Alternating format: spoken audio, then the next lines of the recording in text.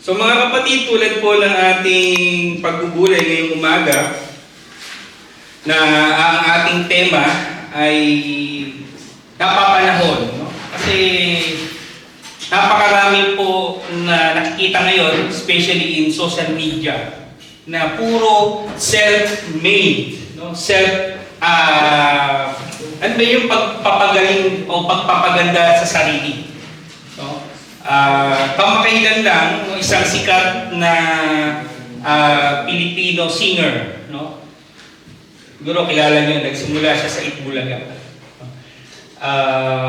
Ipinakita ito at sabi niya, somehow, medyo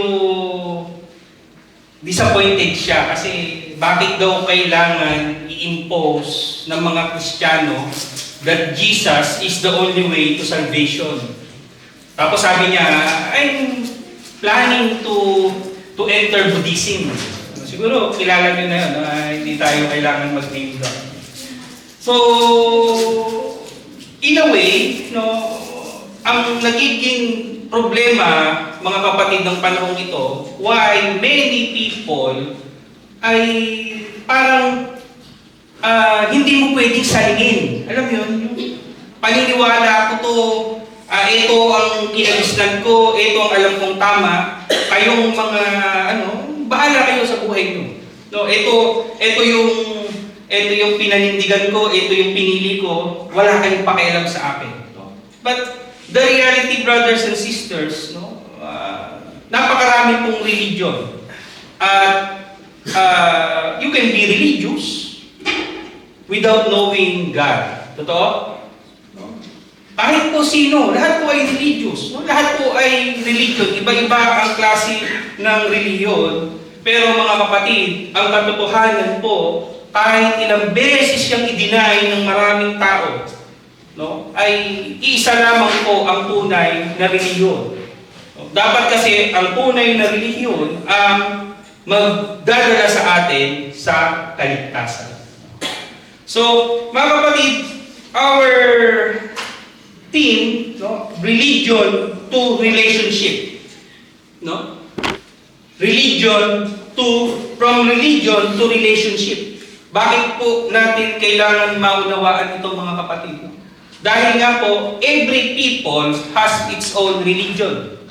Naniniwala ba kayo doon? Kahit ang mga taong hindi naniniwala sa Diyos ay may reliyon. Hindi nyo po pwedeng equate ang reliyon doon sa tunay na Diyos. In a way, yun po yung paniniwala nating mga tao.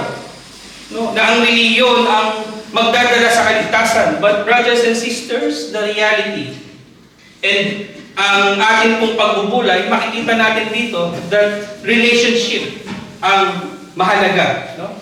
So, in our text, John 3, verses 1 to 17, ito po yung pangyayari sa buhay po ng isang Pariseo na nagngangalang si Nicodemo. No? Makikita po natin ito ay very familiar, no, sa ating mga mananampalataya at even doon sa mga tao na aware doon sa mga Bible stories. No? So, siya ay isang Pariseo. Alam niyo ba na ang Pariseo ay sino yung hindi naniniwala sa anghel?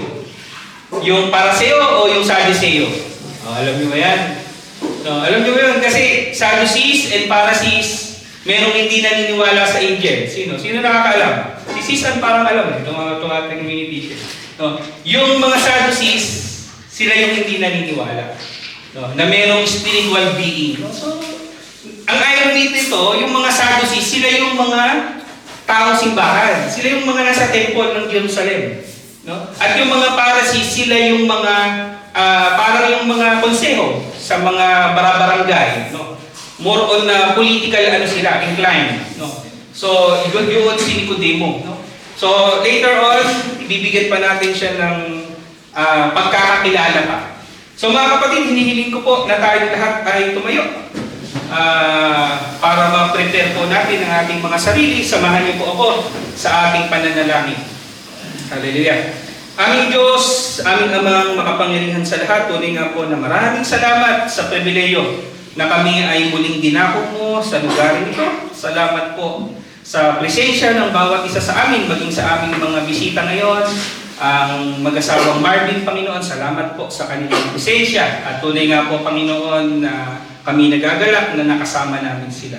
Panginoon, anuman po yung mga kaabalahan at mga bumabalakid sa aming atensyon ngayong umaga ito upang makinig ng inyong mensahe, panalangin po namin, Panginoon, na linisin niyo po ang aming mga puso at isipan.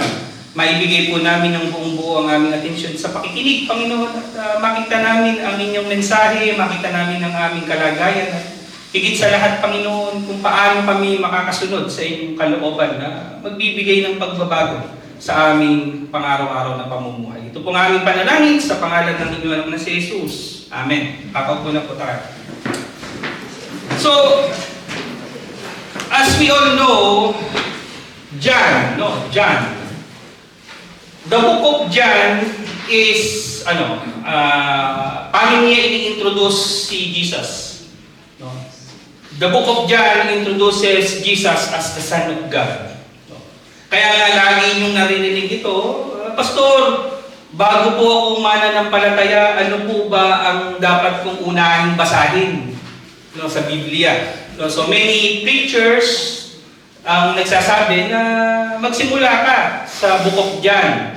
Kasi nga, dito ipinapakilala kung sino si Jesus. And I strongly agree. Kasi anong sense na makita natin o unahin natin yung lahat ng mga information, lahat naman ng information na yan, nagpo-point lahat kay Jesus Christ. So, napakaganda po na makita natin, at maunawaan natin yung essence ng Book of John. So, dito po sa chapter 3, ipinakilala sa atin ng isang karakter, si Nicodemo. Sabi natin kanina, siya ay isang Pharisee. At hindi po siya ordinary Pariseo. Siya po ay miyembro ng Sanhedrin. Alam niyo ba yung Sanhedrin? Ito din yung mga high priest, grupo ng mga high priest na nag-decide na ipako din si Jesus sa cross. So makapangyarihan ito. Sa pag-aaral, sabi meron daw 70 na Sanhedrin sa buong Jerusalem. So ito na yung best of the best.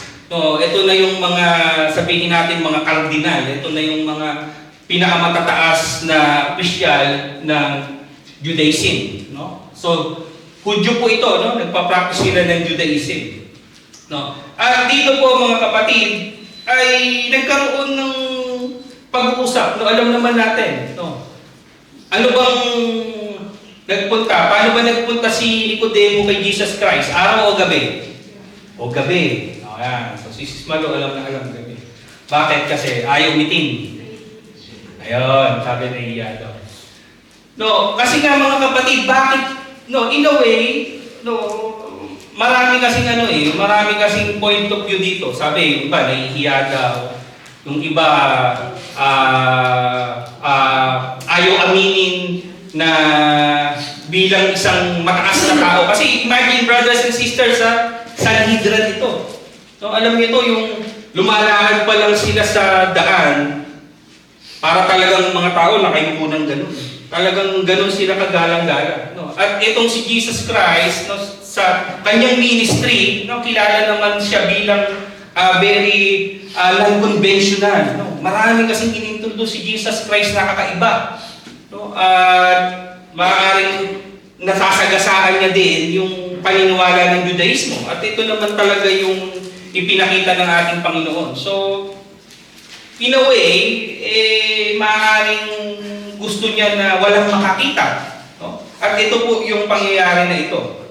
At sa mata po ng tao, wala nang hahanapin pa kayo dito kay Nicodemo Mataas, marunong. Imagine, alam niyo ba, para ka maging Sanhedrin, kabisado mo lahat ng Torah. By books, imagine word by word. Kabisado mo yun. Tapos, yung, di ba, may 10 Commandments, Merong 613 na additional na mga laws pa ng Judaism. Kabisado mo rin yun. Bukod dun sa 10 Commandments, 613 na law, kabisado niya.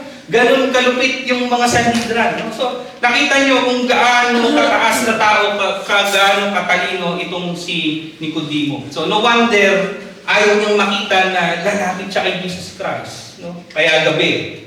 So, to cut the story short, brothers and sisters, no, nagkaroon ng conversation.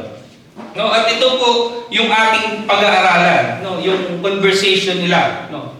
And how can we identify the value of religion versus relationship, no? So meron po tayong mga pagbubulay dito sa ating pong mga puntos, so sa ating pong theological points. Una, ang reliyon ay hindi sapat, no, para makita ang kaharian ng Diyos. So, in John 3, verses 1, 2, 3, ang sabi po, isang gabi, pumunta siya kay Jesus at sinabi, Rabbi, nalalaman po namin kayo'y isang tagapagtulong mula sa Diyos sapagkat walang makakagawa ng mga himalang ginawa ninyo kung wala sa inyo ang Diyos. Sumagot si Jesus, tandaan mo ang sinasabi kong ito, malibang ipanganak na muli ang isang tao, hindi niya makikita ang kaharian ng Diyos. So ito yung very famous line, no?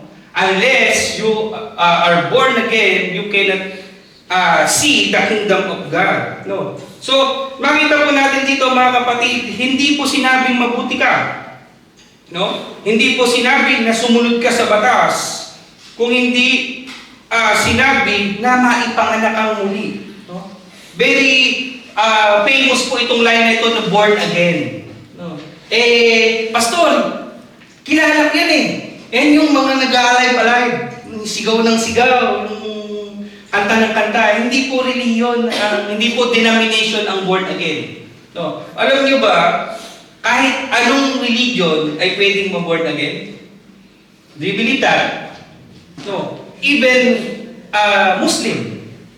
No. Kasi pag na-born again ka, ibig sabihin nun, nakilala mo ang tunay na Diyos. No, then you will live. Alis ka ngayon doon sa kinabibilangan mo. No? So, marami tayong nakikitang mga patotoo na may revelation, no? Yung mga dating practicing Islam, nagkaroon sila ng revelation kay Jesus Christ, na born again sila ngayon, believer na sila, na Christian na sila, no? So, yun yung point natin, brothers and sisters, that religion, lahat ng tao may religion. May mga hindi naniniwala sa Diyos. No? Somehow, they encountered God, nagkaroon sila ng pribileyo. By the grace of God, na-encounter nila ang Diyos, nabago ang buhay nila, na-born again sila. They believe. No? So, lahat po, no, ay pwedeng maging born again. No? Through the grace of God. No? Hindi po ito mabuborn again ka sa ganang atin. Ano? Kaya hindi po ito denomination, hindi po ito pangalan ng isang reliyon, denomination o kongregasyon. Kasi yun yung minsan nga nakakalungkot, sabi niya, anong denomination ka? Sabihin nila, born again ako.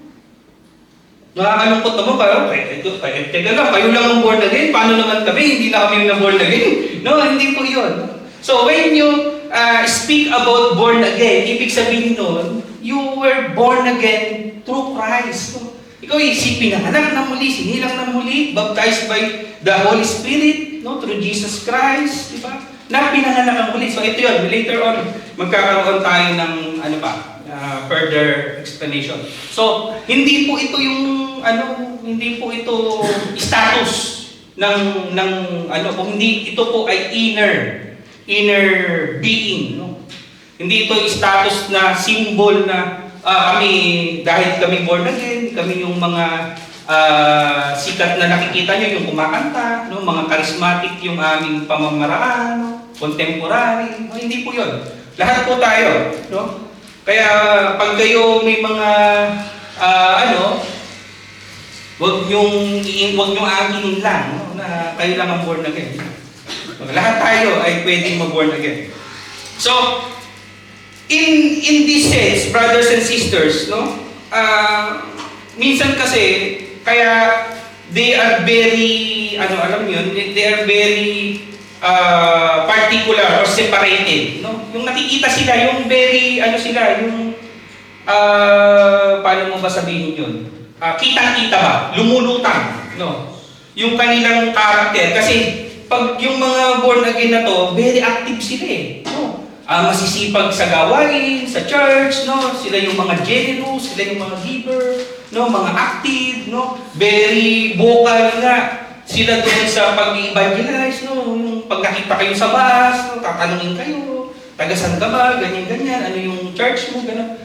Yun kasi yung, yun kasi yung manifestation outside. No, nagigets niyo ba yung pinag-ano natin? Yun yung manifestation outside. But brothers and sisters, ang importante dito ay yung loob. No? Kasi nakita nga natin, no, sa katauhan ni Nicodemo, respected, marunong, lahat, alam niya, lahat sinusunod niya, but something's missing. No, kasi lumapit nga siya nakita niya, sabi niya, alam ko po, galing kayo sa Diyos eh.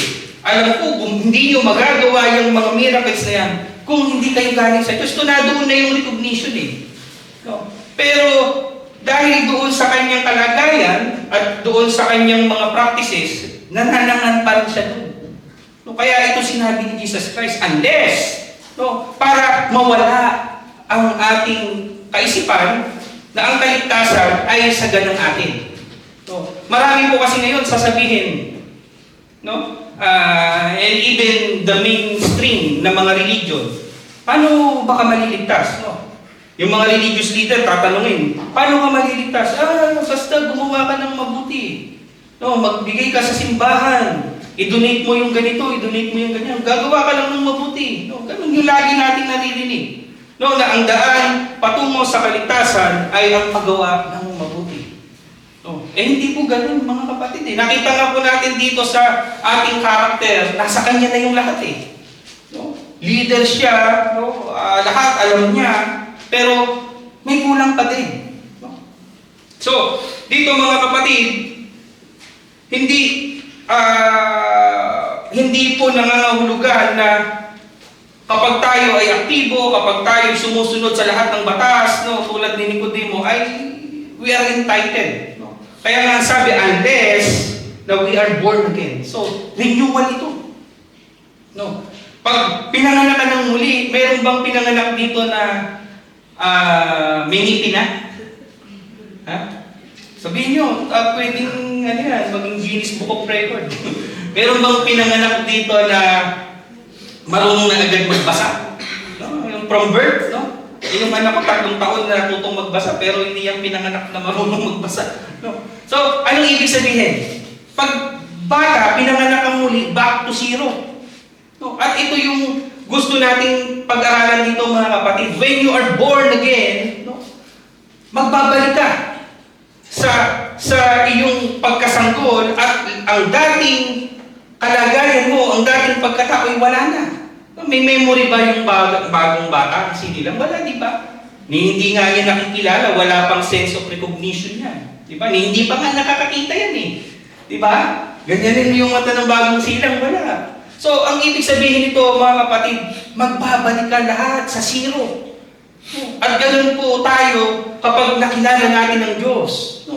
Magkaroon tayo na born again tayo. Lahat po ng ating dating mga gawi na hindi kaaya-aya sa Diyos, mawawala po at magsisimula tayo. At kailangan natin, no? Kaya nga doon papasok mga kapatid yung pag-aaral eh. Kasi nag-back to zero eh. Nagets nyo ba? At kailangan doon nano-nurture. Diba? Paano lalaki yung sanggol? Diba? Kaya nga, ang sabi ng Biblia, diba, nung nili Apostol Pablo doon sa mga grupo ng mananampalataya, kasi bakit panigatas pa din? No? Ibig sabihin, Pagsanggol ka, may gatas ka. No? Tapos habang lumalaki ka, kakain ka ng solid food. No? So, stage. No? So, nakikita po natin no, yung kalagayan dito ng pagiging born again. No? So, isa-isahin po natin yung mga verses. So, pangalawa, ang bagong kapanganakan ay gawa ng Espiritu. No? Hindi po ang tao. No? Kaya huwag yung iisipin na, Pastor, bata pa kasi ako eh. Saka na lang ako lalapit sa Diyos kapag gusto ko, pag handa na ako. Hindi po. Hindi po ganun mga kapatid. No? Ang pagiging tunay na mananampalataya po ay sa Diyos po nang gagaling. No? Ay hindi mo pwedeng gustuhin na, kaya nga yung kaligtasan. Kasi kung ganun lang mga kapatid, wala pong mapupunta sa impyerno. No? Kasi lahat nung timing, sa atin pala nakasalalay. Pag gusto pala nating makilala ang Diyos, basta lalapit na lang tayo. No? So, hindi po ganun mga kapatid. No? Ang bagong kapanganakan ay gawa ng Espiritu. No? Sabi doon sa verses 4 to 8, paano maipapanganak pang muli ang isang taong matanda na? Makapapasok pa ba siya? No? Ang nakikitang kalagayan dito ni Nicodemo ay yung physical birth. No? Paano ikaw maipapasok muli sa sinapupunan ng aking ina?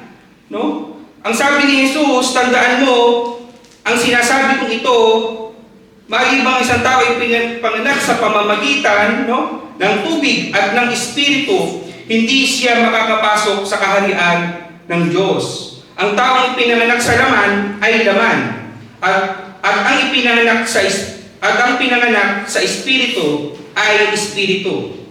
Huwag kang magtaka sa sinasabi ko sa iyo, kayong lahat ay kailangang ipanganak na muli. No? Umiihip, ito pa, marami pong dito marami pong mga talinghagang sinabi na ang ating Panginoon, umiihip ang hangin kung saan nito nais at naririnig mo ang ugong nito. Ngunit hindi mo alam kung saan ito nanggagaling at kung saan pupunta. Ganon din ang bawat ipinapanganak sa Espiritu. No? So, somehow, no, sinasabi ng ating Panginoon kay Nicodemo, it is a mystery. No? Hindi ito physical birth na papasok ka sa sinapupunan ng iyong ina. Imagine, minimum age, no, I would like to give you an idea doon sa age ni Nicodemo. Hindi siya younger than 50 years old. No.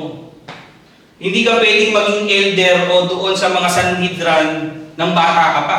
No? Kaya si Jesus Bigyan mo si Jesus 33 nung namatay siya. Kaya siya very Hindi siya pinapansin kasi nga kailangan may balbas sila, matanda ka, puti buhok mo, ganun ang status No? Yun yung physical appearance ng mga religious leader noon. No? Kasi yung sign ng mga puting buhok, kung balbas, ibig sabihin niyan may wisdom. No, kaya itong si Nicodemo, may edad ito. Kaya sabi niya, paano, matanda na ako, papasok pa uli sa tiyan ng nanay. Hindi po ganon. No, sinabi ng Panginoon, unless you are baptized with water. No? Kaya nga, napakahalaga po. No? Sinasabi ng maraming mananampalataya, sabi, kailangan daw, ikaw ay mabaptize. No, para ka maligtas, no, hindi po 'yun necessary, no? Pero kung ikaw ay tunay na mananampalataya at ikaw ay nakakilala sa Panginoon, ito lang po yung masasabi ko, hindi ka pwedeng hindi mabaptize, no, with water. No. Kasi napakahalaga po ng symbolism nito. And even Jesus Christ, no, take note, no? Sa buhay mananampalataya mga kapatid bilang mga Kristiyano, huwag na tayong lumayo. Doon na lang tayo sa mga example ni Jesus Christ. No?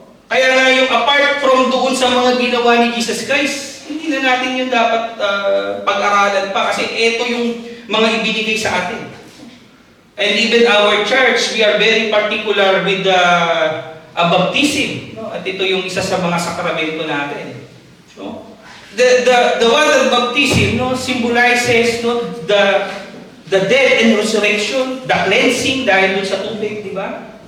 So, mga kapatid, unless we are baptized with water and the Holy Spirit, no? Ngayon dito sa atin, I believe na marami na sa atin na baptized, no? Doon sa water baptism, no? And I'm talking about the Christian baptism, no? Yung malaki ka na. No, kasi may mga practices po tayo, especially in the Roman Catholic Church, yung infant, no? Infant baptism, no? Bata pa lang. Lahat naman tayo, no? Pinapractice din naman natin yung infant baptism. But ang tinutukoy po dito is yung adult na, no? Christian, no? Yung pagtanggap mo sa Panginoon, yung binaptize ka. No. So, dalawa po yung binibigyan ng pansin nito, mga kapatid, no? The water baptism and the spiritual baptism. At yung spiritual baptism, doon po nagkakaroon ng pagbabago. No? Ako, bata pa lang, na-baptized ako in water. Pero dumating din yung time na hindi ko ganun in-embrace talaga. At hindi ko sabihin ko na even though na nabaptize ako nung bata ako, hindi ko masasabi na kasabay na yun yung na-born again na ako. No? At alam ko, yung somehow, yung iba sa atin, ganun din yung mga naging experience. No? Yung mga bata na nabaptize. So, kaya nga ako, dito sa atin mga kabataan, in-encourage ko sila na when they decided, no, na mag-water baptism, make sure talaga na nandun na rin sila doon sa pagkakilala, yung tunay na pagkakilala at tunay na commitment, no, doon sa ating Panginoon. So, gano'n. So, dumarating sa buhay natin, mga kapatid, na we are water baptized, but yung baptism to the Holy Spirit, no, yun ang nagbabago. Yun ang nagpapabago sa buhay ng isang mananampalataya. No. Kasi, everyone can be baptized, eh. Maaaring yung iba na experience, yung grupo sila, no, yung lalo sa mga kabataan ito, nangyayari ito sa Pilipinas and even dito sa atin, grupo sila na inganyo. Oh, nagpapaptize ka na dito, hindi siya naka-schedule, na-inganyo, mga kaibigan, nagpapaptize na rin. No? Pero yung baptism of the Holy Spirit, mga kapatid, ito yung mas mahalaga. At ito po yung nagbabago ng buhay. So ito yung pinupunto ng ating Panginoong Hesus dito. No? Sabi niya, umiihi pa. Merong umiihi pa ang hangin kung saan nais. No? Pero hindi daw alam kung saan ang gagaling. Somehow, mga kapatid, ito yung sinasabi na hindi natin mali-decide. No? Kung kailan tayo mababago. No? Kung kailan tayo mabuborn again. No? Pero mga kapatid, ang kaibahan po natin sa makabagong panahon ngayon, no? Naririto na tayo eh. Binibigay na ng Diyos yung mga kaalaman, ibinibigay na ng Diyos yung mga pagkakataon. So, naririto din po yung partisipasyon natin. No? If we are gonna embrace, no, o listen to the call of God. No? Kasi, lagi niyo pong tatandaan, in a life of humans, tayong mga creation, no? Lagi pong may panahon ng pagkatawag eh. May mga panahon na tinatawag tayo ng Diyos. No? Kaya nga po dapat ito ay pakinggan natin. Kasi dumarating din po yung panahon na hindi na natin maririnig ang tawag ng Diyos. No? Pangatlo, ang relasyon ay nakabase sa pananampalataya kay Kristo. No? Kaya nga mga kapatid, you can have any religion you want. Pero hindi po ito magli-lead kay Jesus Christ. So, ba't ganun? Pastor, kala ko ba basta religyoso ka o yung may religion ka, nakakonek agad ito sa Diyos? Sinong ginodiyos mo? Ganun lang po kasimple yun. Sino ang ginodiyos natin? Lahat tayo ay pwedeng maging religyoso in every way possible. No. May religion na satanism, di ba? No, may satanismo, religion yun. Oh, pero sino yung ino-worship nila? No, so you get the picture. No? So, when we talk about relationship, when we talk about true religion, kaya nga ako lagi kong sinasabi, true religion, nilalagyan ko ng true. Kasi isa lamang kung ang tunay na relihiyon ay magbibigay sa atin ng relasyon sa tunay na Diyos. At ito po yung ating Panginoon. No? So, sabi po diyan, in verses 9 to 15, no? Sabi, paano po mangyayari yun? Tanong ni Nicodemo. Sumagot si Jesus, guro ka pa naman sa Israel. No? Mayroong sarcasm si Jesus dito. No? Hindi mo nauunawaan ang mga bagay na ito.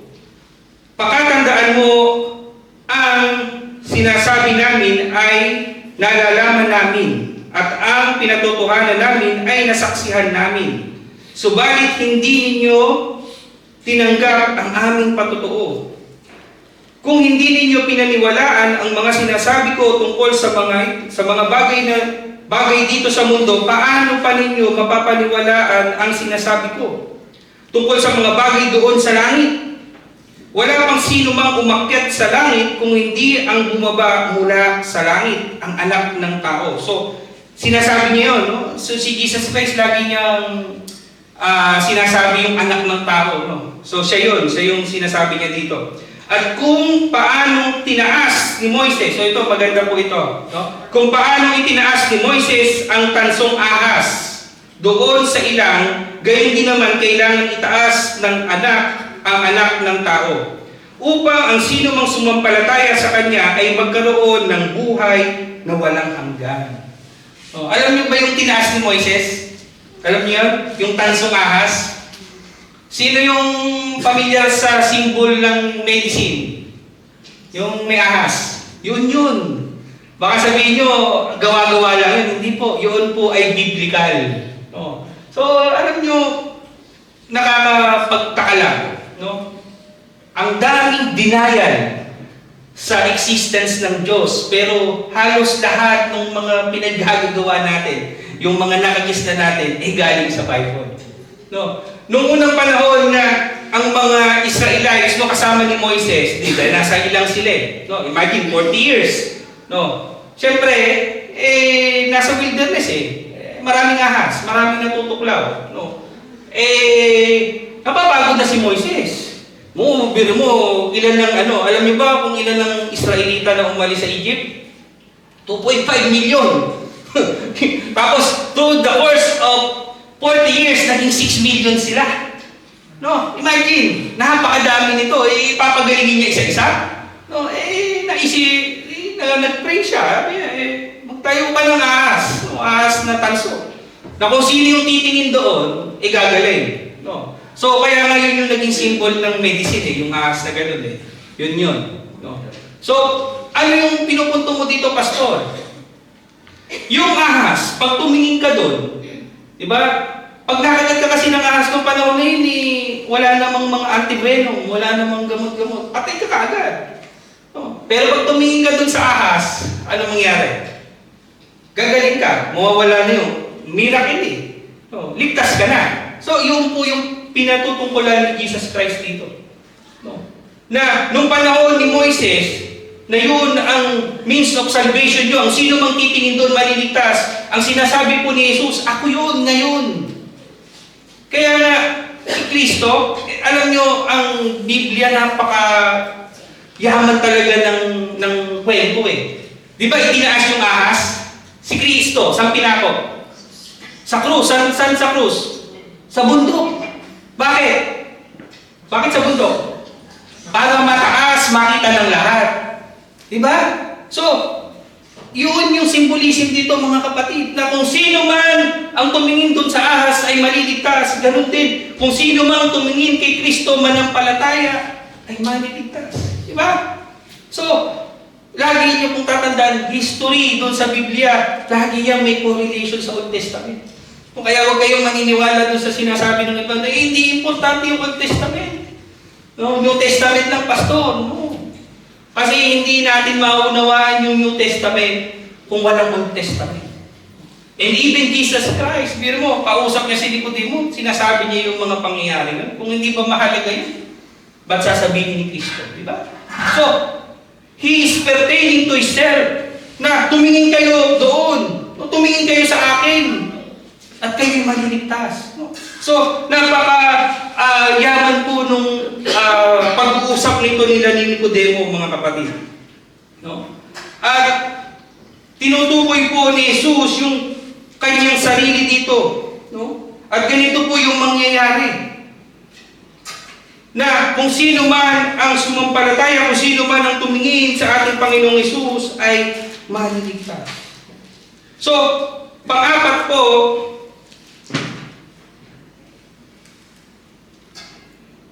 ang pinaka malinaw na larawan ng relasyon. No? Ano ba yung pinaka malinaw na larawan ng relationship? No? Hindi po religion, no? Sabi dito sa John 3:16. Sinong hindi nakakaalam ng John 3:16?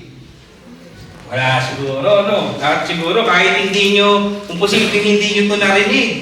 No? Sabi dito, sapagkat gayon na lamang ang pag-ibig ng Diyos sa sanlibutan, sa sangkatauhan, kaya ibinigay niya ang kanyang kaisa-isang anak upang ang sino mang sumampalataya sa kanya ay hindi mapahamak, kung hindi magkaroon ng buhay na walang hanggan. Isinugo ng Diyos ang kanyang anak, no? Hindi upang hatulan ng parusa ang sanlibutan, kung hindi upang iligtas ito sa pamamagitan niya. No? So, hindi po dumating si Jesus Christ to judge. No? Kaya nga, alam nyo, sabi, ano yung pamagat nito? Ang pinakamalinaw na larawan ng relasyon. No? Alam nyo ba, religion is man's way to know God. No? Paraan natin yan. Pero ano ang ipinakita ng Diyos? Relasyon. No? Ibinigay niya yung kanyang anak para tayo maligtas. So, kasi nga mga kapatid, hindi po natin kayang unawain ng Diyos. No? Alam niyo ba, hindi niyo ba naitanong to? Matagal na tayo sa church. Bakit kailangan pang ibigay yung anak? Ang dami namang mga unang panahon, nagliligtas ang Diyos, mga anghel ang ibinibigay. Pinapadala, di ba?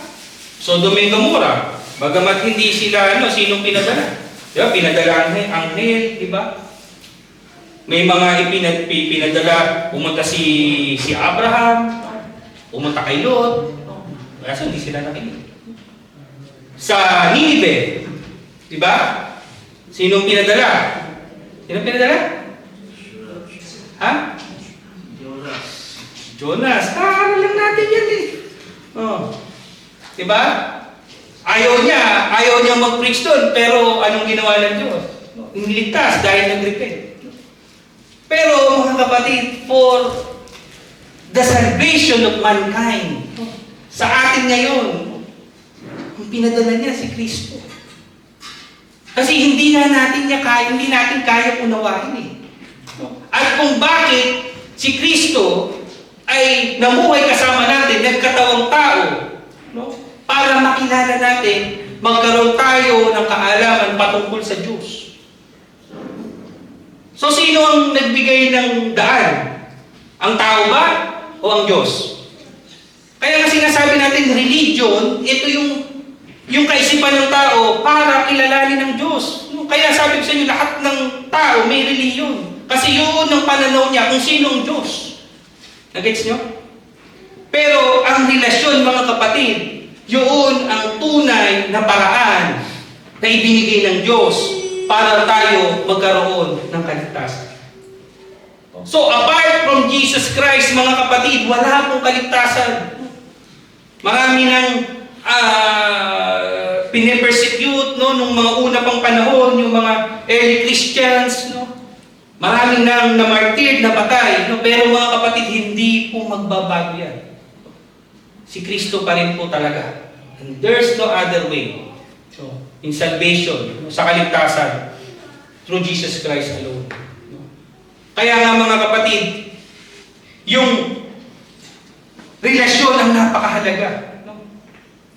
Ang Diyos, para tayo magkaroon ng relasyon sa Kanya, ibinigay yung Kanyang bugtong na anak. upang ang sino mang sumampalataya, no, ay huwag mapahamak, kundi magkaroon ng buhay na walang hanggan. So, yun eh. Yung kanina kay Moises, di ba? Yung nadoon siya, tumingin sila, naniwala sila doon sa tansong ahas, ganun din, kay Jesus Christ. So, ang nakakalungkot, ngayon naman, alam niyo ba kung bakit nagkaroon ng mga idolatry na through statue, through figures, no? Kasi ganun eh. No, alam niyo ba nakakalungkot doon kung babasahin niyo ang Biblia, yung tanso na ahas na yun, sinamba naman ng mga Israelita. So, hindi dahil sa Diyos, no, na naglagay nun. Naniniwala sila doon na sa mismong inanyo ang tanso. So, ganyan din yung nakikita nating maraming religyoso. No? Naniniwala sila doon sa inanyuan. No? So, mga kapatid, true religion, no, is based on relationship. At yung relationship na yun ay through Jesus Christ alone. No? Kaya nga, ang sino mang sumampalataya.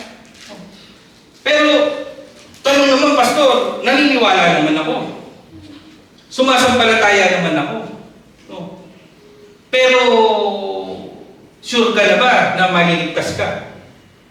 No? Ang tanong ngayon, nung naniwala ka, nung nasampalataya ka, na born again ka na ba?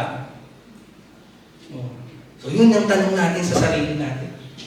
So, nado na, binigay na ng Diyos yung anak para sumampalataya ka. No? Para magkaroon tayo ng kapatawaran mula sa ating kasalanan. Ang tanong, no, na born again ka na ba? So, tayo ng mga kasagot niyan. Kasi nga minsan, iba yung ipinapakita natin sa ating church family, iba yung pinapakita natin sa labas pag tayo nagtatrabaho, kapag tayo nag-iisa. Kaya tayo lang makakasagot niyan. It's between us and God. So, kung na-born again na tayo. So unless na tayo ay ma-born again, hindi tayo makakarating. Hindi natin makikita ang kaharian ng Diyos. So, ano, Pastor? Paano ko ba malalaman na na-born again na ako? Yun ang tanong. Tulad ng sinabi natin, yung pagka-born again, nagbago. The old has come, the new has come. Pastor, kasi dati, magnanakaw ako dati. Dati ako, marami akong Kaya minsan nakikita natin yung mga tao na na-convict. Diba? Kaya nga napaka-evident ng mga nabuborn na din saan? Yung sa mga nasa kulungan, nakakilala sa Panginoon. Kasi talagang nabago eh. Alam niyo, iba talaga na yung pagkatao nila. So, ganun yun mga kapatid. As we grow deeper sa ating pananampalataya, mararamdaman natin yung pagkilos ng Diyos, yung pagbabago ng Diyos. No? Kung tayo na born again na, kung wala na yung dati. Ganun lang po. No? Kung wala na yung dati nating yung attachment natin sa kasalanan, nabago na yung takbo ng ating pag-isip, no? Nagkaroon na tayo ng fruits of the Spirit. So, it's another topic. But, ito yung mga barometer, yung mga signs, no? Kung if a person is born again. No? So, mga kapatid, napakahalaga po nito. At, alam nyo, as a church, no, as a congregation, ito yung goal natin. Minsan we are so focused doon sa rituals, no? Maraming religious organization ng ganito. Marami tayong focus sa mga gawain, no, sa mga events, no? But the goal, brothers and sisters, no, the ultimate goal, no, ng pagiging mananampalataya ay yung ma-encounter natin ng Diyos. Yung magkaroon tayo ng tunay na pagbabago, na tayo ay ma-born again. Kasi, what's the use? Pastor, naging masipag ako eh. Naging active ako lagi. Lahat ginagawa ko naman. But the question is, na-born again ba tayo? Did we have a real relationship to God? Nagkaroon ba tayo ng tunay na relasyon sa Diyos?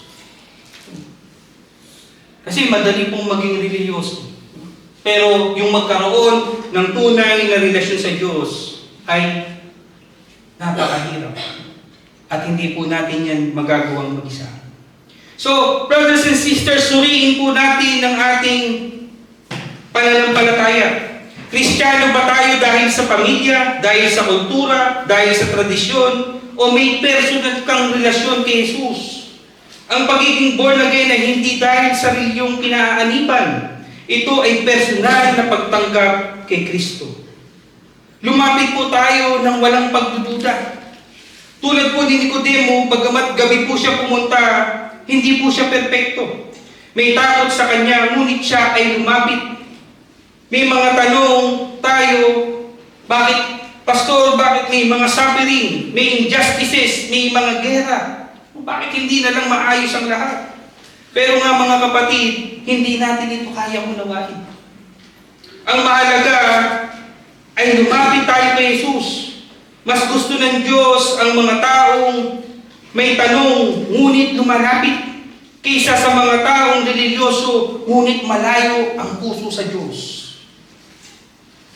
At tayo po bilang mga mananampalataya, ibahagi po natin yung relasyon. No? We are not evangelizing because we are, ito kami, itong pangalan ng aming church, ito ang denomination namin, hindi. We are evangelizing our relationship to Jesus Christ. No? Yun po yung ini-evangelize natin. Ito yung ibinibigay natin sa tao. No? Ito yung pagkakaiba ng mga tunay na mananampalataya. Meron po tayong relasyon sa Diyos. No? Kaya po, ibahagi natin.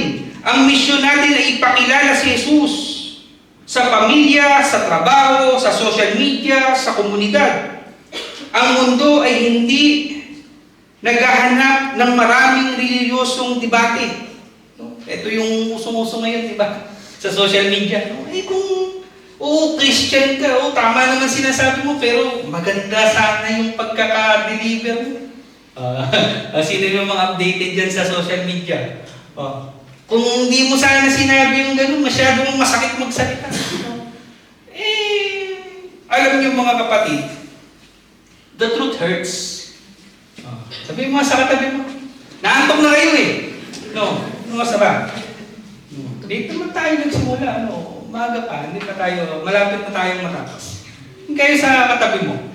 Hindi kayo sa katabi mo. The truth hurts, di ba? Masakit ang katotohanan. Totoo yan mga kapatid. Kaya minsan, maraming nasasaktan doon sa mga sa Biblia, nag-share, masakit po talaga yung katotohanan minsan. At mahirap tanggapin, lalo kapag pinaiiran natin yung ating mga sariling kagustuhan. So, ang ibinabahagi po kasi dito, na kailangan yung relationship, there will always be love. Ang sabi for God so loved the world.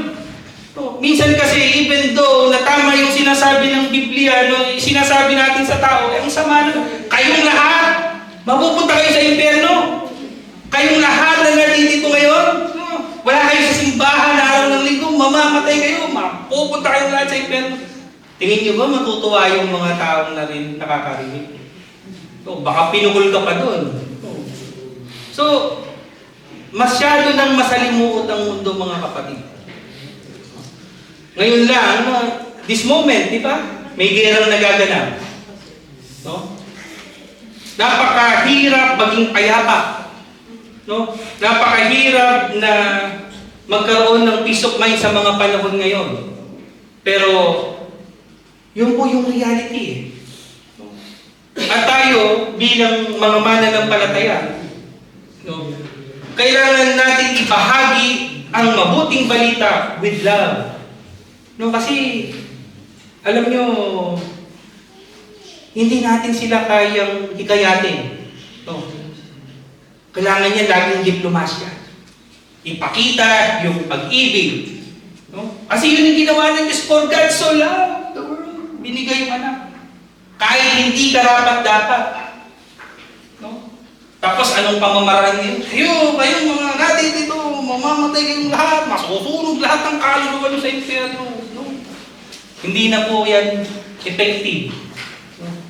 Kailangan lagi pong may pagmamahal. At yun po yung kailangan natin ipakita nasaan man tayo. Especially in our family, no? Sa ating trabaho. No? Ngayon po, usong-uso na ang social media. Napakaganda din po that our church ay meron pong social media platform kung saan ginagamit din po natin sa evangelism, sa community. So mga kapatid, ang kwento po ni Nicodemo ay paalala sa atin na bagamat siya ay reliyoso, kulang ba't kulang pa rin po mga kapatid. At marami po sa mga tao ngayon ang ganoon din.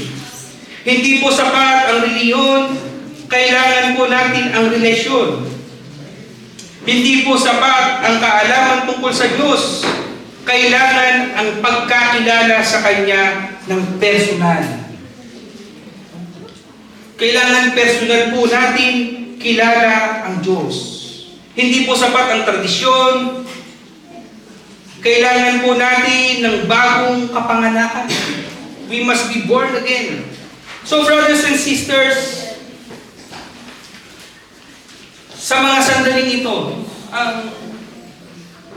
ang panawagan po sa bawat isa sa atin, inaanyayahan po tayo ng Diyos patungo sa isang relasyon.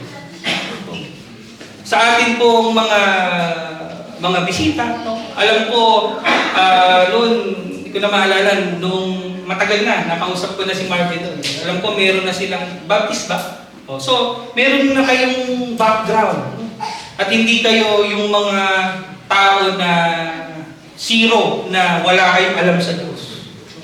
So, we are very glad, no? And pleased na makasama namin kayo. So, sa bawat isa sa atin, brothers and sisters, it is not important kung saan tayo iminulat ng Diyos. No? Kung saan tayo practices nagkaroon ng kaalaman sa Diyos. No? Marami sa atin, nagsimula tayo bilang mga Roman Catholics. No? Marami sa atin na born Methodist.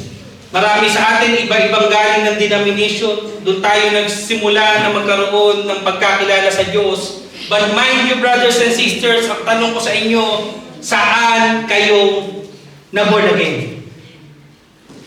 At yun ang mahalaga. Saan kayo na-born again? Oh. Hindi po mahalaga kung paano tayo nagsimula. Ang mahalaga po ay kung paano tayo magwawakas. At ang pagwawakas po na yan, mga kapatid, ay kailangan po natin ipinahanap na muli. Muli, sa Diyos po ang papuri, pagpalain po tayong lahat ng ating Panginoon. In the name of the Father, and the Son, and the Holy Spirit.